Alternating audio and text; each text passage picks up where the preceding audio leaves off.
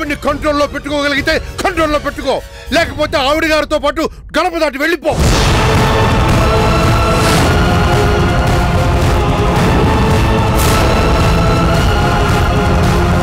ఏమండి, మీరెవరితో మాట్లాడుతున్నారో తెలుస్తుందా? వాళ్ళు మన కొడుకు కోడలండి.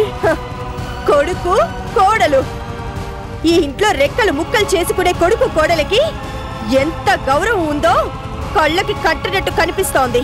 కృష్ణ, ఇప్పటిదాకా మీ డాడీ నన్ను అనరాని మాటలన్నా నీకోసం, కేవలం నీకోసం భరించాను. కానీ ఆయన గారు నిన్నే గెట్ అవుట్ అని అవమానించాక ఇంకా భరించడం నా వల్ల కాదు. అలా భరిస్తే నువ్వు నా మెళ్ళో కట్టిన తాళినే ఎగతాళి చేసినట్టవుతుంది. ఇప్పుడు నాకు అర్థం అవుతోంది, ఒకనాడు మీ అన్నయ్య ఈ ఇంటి గడపని ఎందుకు దాటాల్సి వచ్చిందో. అప్పుడు మీ అన్నయ్య వద్దు, ఇప్పుడు మన వంతు. అమ్మా సౌందర్య, తొందరపడకమ్మా. కృష్ణ, నువ్వు నాతో వస్తావో లేదో నీ ఇష్టం, కానీ ఈ సౌందర్య మాత్రం ఈ ఇంట్లో ఇంకొక క్షణం కూడా ఉండదు. That's all. కృష్ణ, కోడల్లాపరా, నీకు చేతులెత్తి దండం పెడతాను, నువ్వైనా నా మాట వినరా?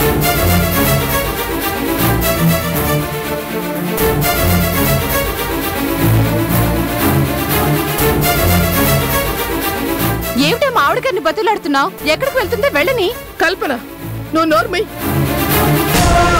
ఏమండి, ఏమిటండి ఇదంతా? అయ్యో, ఈ ఇంటికేదో శని పట్టిందండి. భగవంతుడా. సౌందర్య, ఏంటి ఇంత అవమానం జరిగినా నోరు మూసుకొని ఇంకా ఇక్కడే పడుండాలి, అంతేనా? అది కాదు సౌందర్య. కృష్ణ, ఇప్పుడు నువ్వే కాదు, ఆ భగవంతుడే దిగొచ్చి బతిమాలినా నా నిర్ణయం మారదు. కృష్ణ, నేను నిన్ను ప్రేమించి పెళ్లి చేసుకుంది నా కళ్ళ ముందే నీకు ఇంత అవమానం జరుగుతుంటే చూసి భరించడానికి కాదు. ఎన్నో ఆశలతో కొత్త కోడలుగా నీ చెయ్యి పట్టుకొని ఈ ఇంట్లోకి అడుగు పెట్టాను. ఏం మిగిలింది? నా కళ్ళ ముందే నా భర్తకి షటప్ అండ్ గెట్ అవుట్ అనేంత గొప్ప గౌరవం. సిగ్గున్న ఏ ఆడది తన జీవితంలో మర్చిపోలేనంత గొప్ప గౌరవం. చాలు కృష్ణ, చాలు. ఈ రోజుతో ఈ ఇంటికి మనకి రుణం తీరిపోయింది, అంతే.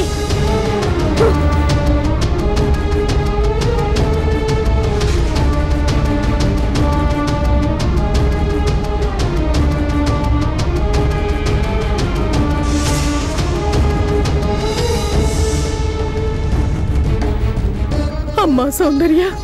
కృష్ణ, నేను కావాలనుకుంటే నాతో రా, లేకపోతే నీ ఇష్టం. I'm going. కృష్ణ, కృష్ణ.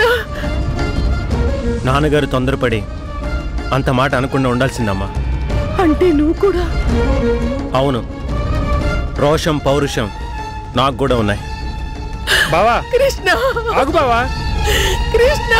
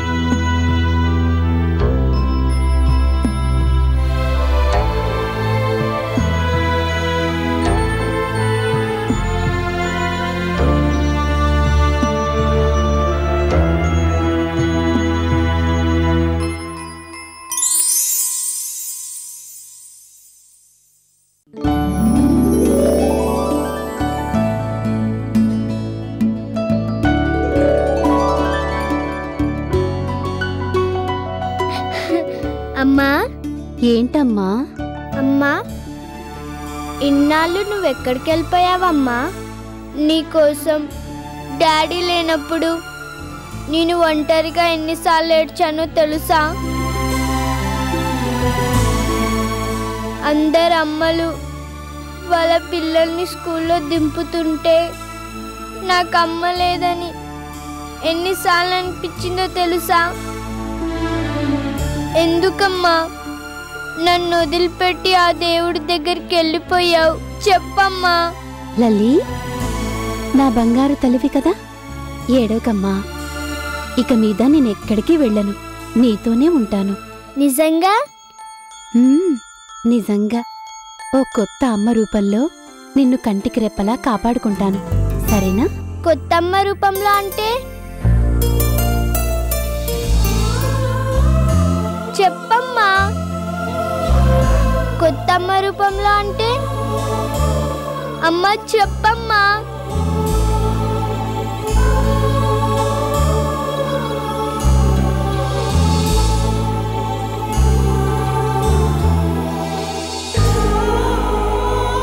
అమ్మా అమ్మా అమ్మా అమ్మా.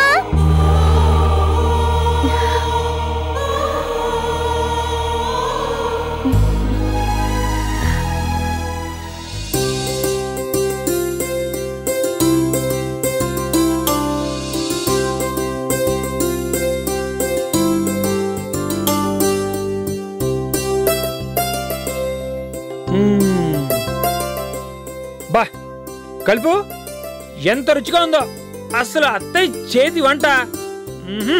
సూపర్.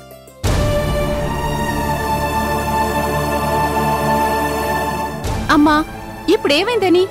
అక్కడికి మన ఆస్తి మొత్తాన్ని ఎవరో దోచేసుకుని పోయినట్టు ఎందుకు దిగులుగా ఉన్నావు? నా బాధ నీకు అర్థం కాదే. 5 ఏళ్ల క్రితం పెద్దాడు ఇల్లు వదిలిపెట్టి వెళ్ళిపోయాడు. ఇప్పుడు కృష్ణ ఇంటికేదో శని పట్టినట్టుంది. శని పట్టినట్టు కాదమ్మా, నాకైతే పట్టిన శని విరగడైనట్టుంది. ఆవిడ గారు వెళ్ళిపోయిన తర్వాత ఇల్లు చూడు ఎంత ప్రశాంతంగా ఉందో. కల్పన, తప్పు. ఏంటమ్మా తప్పు? వదిన మన ఇంట్లో అడుగు పెట్టడంతోనే నిప్పు రాజేసింది. ఇక్కడ ఉన్న నాళ్లు మన మీద అథారిటీ చెలాయించాలని చూసింది. కావాలనే గొడవలు సృష్టించి అనుకున్నది సాధించింది. కృష్ణన్నేని అమాయకుణ్ణి చేసి వేరింటి కాపురం పెట్టింది. కలుపు, ఏంటా మాటలు?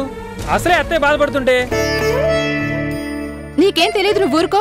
ఆవిడ తీరే అంత జరిగినవన్నీ తలుచుకొని మరీ బాధపడుతూ ఉంటుంది. బాధ కాక ఇంకేం మిగిలిందే నాకు? ఈ వయసులో కొడుకులిద్దరూ చెరుకు దారి వెళ్ళిపోతే బాధపడకుండా ఎలా ఉంటాను చెప్పు? అమ్మా, అందర్నీ కాల్చుకు తిన్న ఆవిడ గారు బయటికి పోయినందుకు సంతోషించక దిగులు పడతావెందుకు పిచ్చిదాన్లాగా? పిచ్చి. పిల్లల మీద మమకారం పెంచుకోవడం కూడా నిజంగా పిచ్చే. రెక్కలు రాగానే పక్షులు ఎగిరిపోతాయని తెలిసి కూడా. అత్తయ్య, మీరేం బాధపడమాకండి. ఆ రోజు ఒక విధంగా గొడవ పెద్ద తూయడానికి కారణం మేమిద్దరమే. మీరేం బెంగపడద్దు. కృష్ణ ఎక్కడ ఉన్నాడో తెలుసుకున్నాను. నిజంగానా బాబు? నిజంగానే. ఎలాగైనా వాళ్ళని బతిమాలి నేనే వాళ్ళని ఇంటికి తీసుకొస్తాను. అలాగే కాని ముందోసారి గదిలోకి రండి. గదిలోక? ఎందుకు? ఎందుకో చెప్తాను గాని ఓసారి రండి.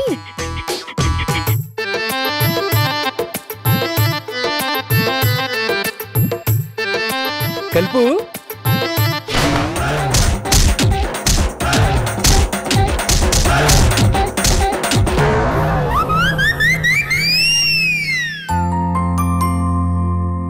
డ్రైవర్ కావాలను, కానీ సిటీలో కాదు, ఎక్కడో ఊరు చివర.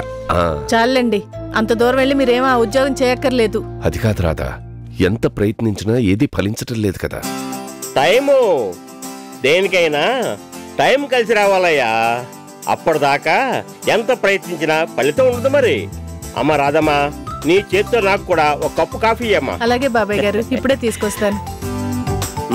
కోటి, నీ ఉద్యోగ ప్రయత్నాల గురించి, నువ్వు పడుతున్న బాధల గురించి తెలుసుకొని వచ్చాను.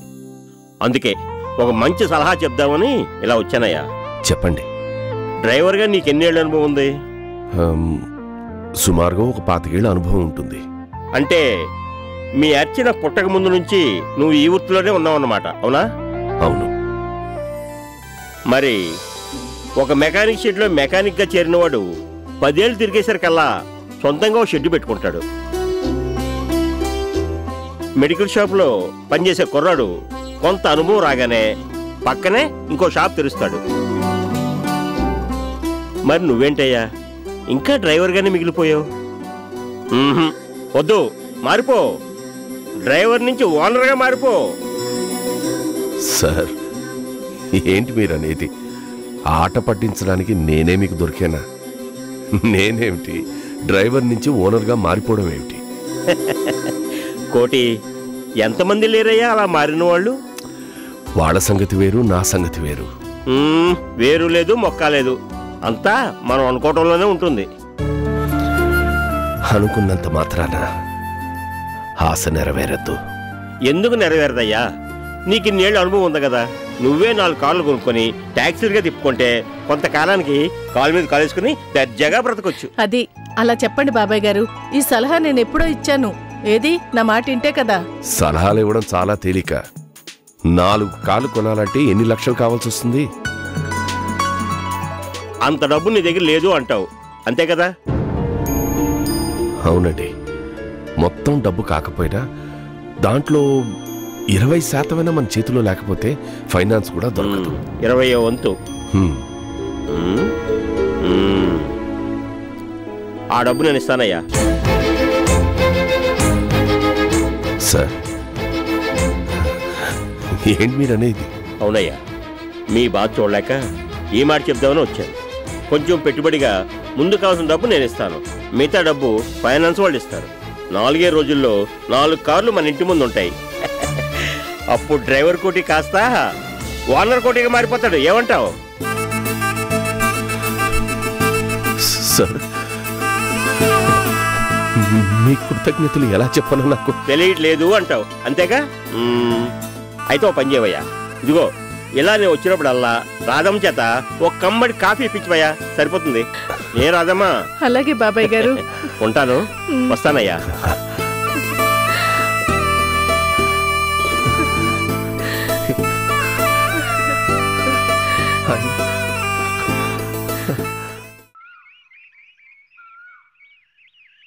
To the boundary.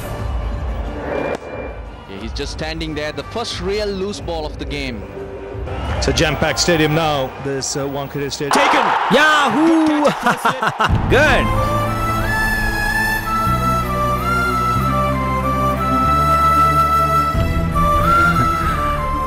అమ్మా,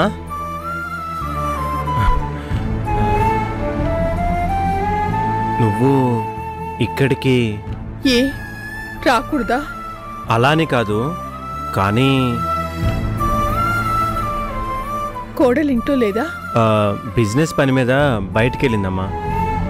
ఏరా, మీరు బయటకొచ్చి ఇన్నాళ్ళయింది. ఈ అమ్మని చూడాలని నీకొక్కసారి కూడా అనిపించలేదా? అమ్మా, అది అవునులే, ఇప్పుడు నీకు పెళ్ళైపోయింది, తోడుగా నేడుగా పెళ్ళా ఉంది. ఈ అమ్మెందుకు గుర్తుకొస్తుంది? ఏంటమ్మా మాటలు? కని పెంచి పెద్దవాణ్ణి చేసి కోరుకున్న పిల్లతో పెళ్లి కూడా చేశాక ఆ వచ్చిన కోడలు కొడుకుని అమాంతంగా ఎగరేసుకుని పోతే గుండె బరువెక్కిన ప్రతి కన్న తల్లి నోటి నుండి ఇలాంటి మాటలేరా వచ్చేవి? అమ్మా, మాకు మేముగా బయటికి రాలేదు, మీరు పొమ్మంటేనే. ఏరా కృష్ణ, పొమ్మన్నావని ఒక్క మాట పట్టుకుని మాట్లాడుతున్నావే కాని ఆ రోజు జరిగిన దాంట్లో తప్పెవరిదో నీకు మాత్రం తెలియదా? తెలుసు. 2 చేతులు కలిస్తేనే చప్పట్లు మోగుతాయి. గొప్పగా మాట్లాడుతున్నావు, పెద్దవాడివైపోయావుగా. అమ్మా, పిల్లలెప్పుడు పిల్లలుగానే ఉండరు. వాళ్ళు పెద్దవాళ్ళు అవుతారు. వాళ్ళకి కొన్ని అభిరుచులు, అభిప్రాయాలు ఉంటాయి. ప్రతి దాంట్లో పెద్దరికం పేరుతో మా మాటే చెల్లాలనుకుంటే ఇదిగో ఇలాగే ఉంటుంది. ఏరా, కన్నవాళ్ళు తమ పిల్లల్ని ఒక్క మాట కూడా అనకూడదా? అనొచ్చమ్మా, కానీ దానికి ఒక పద్ధతి ఉంటుంది. గెట్అవుట్ అనిపించుకున్నాక నేనే కాదు, చీము నెత్తురున్న ఏ కొడుకు తండ్రి నీడలో పడి ఉండాలనుకోడు. అవునరా, ఇప్పుడు నీకు రెక్కలొచ్చాయి, అందుకే ఎగిరిపోయానంటావు. కానీ ఎగిరి ఎగిరి రెక్కలలిసిపోయిన మేము ఏం కావాలో ఒక్కసారి ఆలోచించావా? ఈ ఆలోచన నోరు జారే ముందుండాల్సింది ఆయన గారికి. ఏమిట్రా అన్నావు? ఆయన గారా? నాన్నగారు అనడానికి నీకు నామోషిగా ఉందా? కొడుకులు చేసిందే కనిపిస్తుంది, కన్నవాళ్ళు ఎన్ని తప్పులు చేసినా. ఆపరా, ఏమిట్రా మేం చేసిన తప్పు? ఆ రోజు జరిగిన దాంట్లో తప్పెవరిదో సూటిగా నా కళ్ళల్లోకి చూసి చెప్పు. తప్పంతా నీ పెళ్ళాంది కదూ? ఇంటి అల్లుణ్ణి పట్టుకుని అమర్యాదగా మాట్లాడుతూ ఉంటే మీ నాన్నగారు సౌందర్యని మందలించారు. అది తప్ప? తప్పు కాక గొప్ప. అయినా మామ కోడళ్ళు మాట్లాడుతుంటే మధ్యలో తలదూర్చి సలహా ఇవ్వడానికి ఆ గోవిందం ఎవరు? గోవిందం ఎవరా? అతని మీ చెల్లెలి భర్తరా? ఇంటి అల్లుడు. అల్లుడేలే, ఇల్లరిక పల్లుడు. కృష్ణ. అవునమ్మా, గోవిందం ఆ ఇంటికి అల్లుడైతే మరి సౌందర్య ఎవరు? ఆ ఇంటికి కోడలు కాదా? అల్లుడిని గౌరవించి కోడలను అవమానిస్తే అది పెద్దరికం అనిపించుకుంటుందా? కృష్ణ, ఆ రోజు అవమానిస్తూ మాట్లాడింది సౌందర్య. కంపెనీలో మీ నాన్నగారు ఇచ్చిన ఆర్డర్ కాదని తన పెత్తనం చెలాయించాలని చూసింది కూడా సౌందర్య. అది తప్పని మీ నాన్నగారు అన్నందుకేగా అంతరార్థాంతం చేసింది. బంగారం లాంటి కుటుంబాన్ని ముక్కలు చేసింది. తండ్రికి కొడుక్కి కాకుండా చేసింది. కాదు, ఆయన గారి ఆవేశంలో కంట్రోల్ తప్పి నోరు జారారు. కాలు జారిన వెనక్కి తీసుకొచ్చేమో గాని నోరు జారితే తీసుకోలేమని మీరే నీతులు చెప్తుంటారుగా, నీతులు. సరేరా, ఇక వాదనలు అనవసరం. తప్పో ఒప్పో జరిగిందేదో జరిగిపోయింది. మాకు వయసు అయిపోతోంది. బ్రతికినంతకాలం బ్రతకం. ఈ ఆఖరి రోజుల్లోనైనా కొడుకు కోడలు కళ్ళ ముందుంటే చూడాలని ఆశగా ఉందిరా. కృష్ణ, చిన్నవాడివైనా నీకు చేతులెత్తి దండం పెడతాన్రా. తిరిగి వచ్చేయండిరా.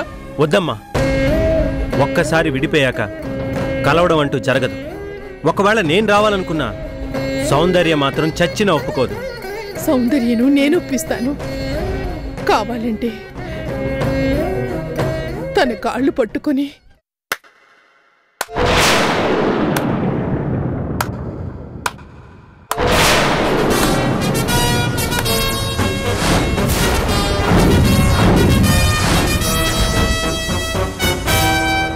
కాళ్ళు పట్టుకుని బతిమాలితే కరిగిపోతాననుకున్నారా? కన్నీళ్లు పెట్టుకుని ప్రాధేయపడితే జరిగింది మర్చిపోతాననుకున్నారా?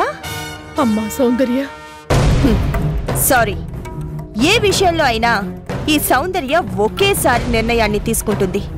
ఒకసారి నిర్ణయం తీసుకున్నాక వెనక్కి తగ్గడం నో వే. అయినా ఇక్కడ మాకేం తక్కువ? చూసారుగా ఇల్లు ఎంత పాష్గా ఉందో. ఇంత పెద్ద ఇంట్లో నేను కృష్ణ మేమిద్దరమే. ఆంక్షలు పెట్టేవాళ్లు లేరు, కంట్రోల్ చేసేవాళ్లు లేరు. బిందాస్, ఏక్దమ్ ఫ్రీడమ్. ఈ ఫ్రీడమ్ ను వదులుకొని మళ్ళీ ఆ నరకంలోకి వెళ్ళడమా? ఏం కృష్ణ?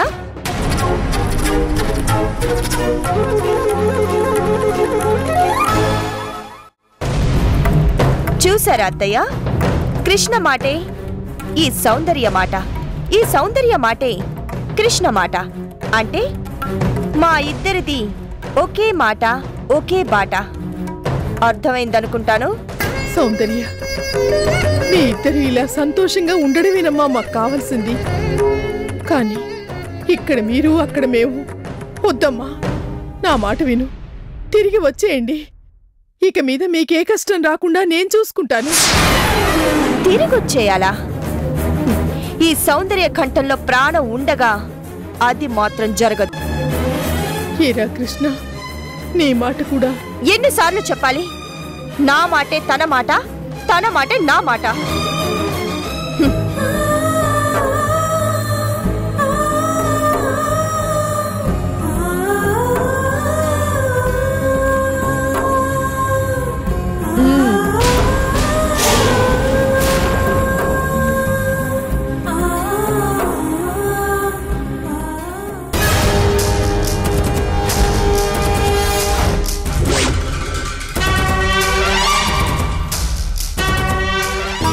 అప్పుడేమో వంటికన్ను రాక్షసుడు రాజకుమారిని ఎత్తికెళ్లి గృహలో బంధించాడు.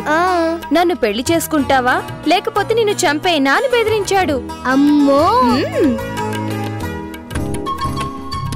అప్పుడేమో టకటకా టకటకా టకటకా పంచకళ్యాణి గుర్రం మీద వచ్చిన రాజకుమారుడు ఇంత పెద్ద కత్తి తీసుకుని వంటికన్ను రాక్షసుడితో తలపడ్డాడు. డిషం డిషం డిషం ఫైటింగ్ అన్నమాట. అప్పుడేమో రాజకుమారుడు 10 days రాత్రి పగలు పగలు రాత్రి యుద్ధం చేసి ఒంటికన్ను రాక్షసుని చంపేశాడు. రాజకుమార్ని పెళ్లి చేసుకున్నాడు అంతే కదా? అంతే. కథ కంచికి మనం ఇంటికి.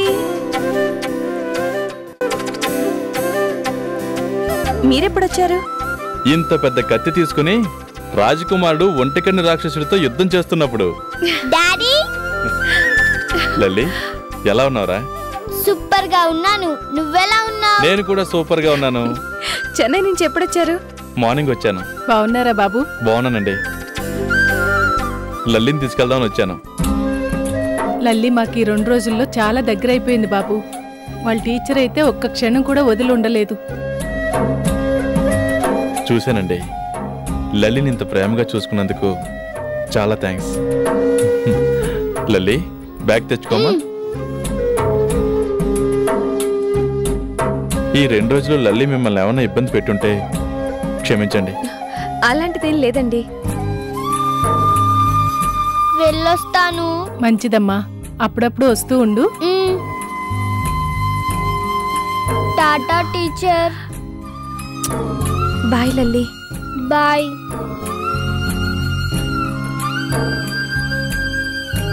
వెళ్ళొస్తానండి. వస్తానండి. Bye teacher.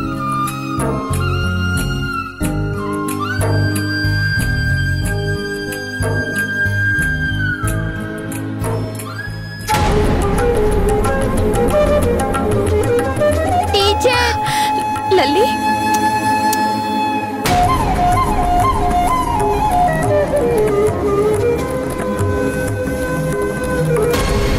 లల్లి రామ్మా.